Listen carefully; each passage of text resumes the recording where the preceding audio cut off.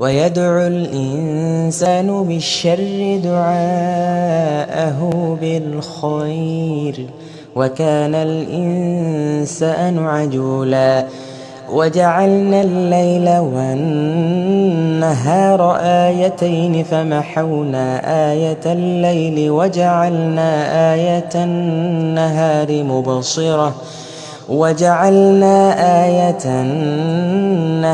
مبصرة لتبتغوا فضلا من ربكم ولتعلموا عدد السنين والحساب وكل شيء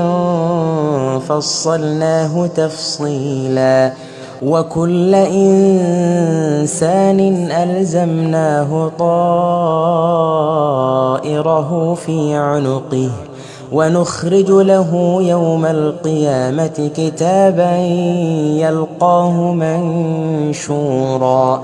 اقرأ كتابك كفى بنفسك اليوم عليك حسيبا من اهتدى فإنما يهتدي لنفسه ومن ضل فإنما يضل عليها ولا تزر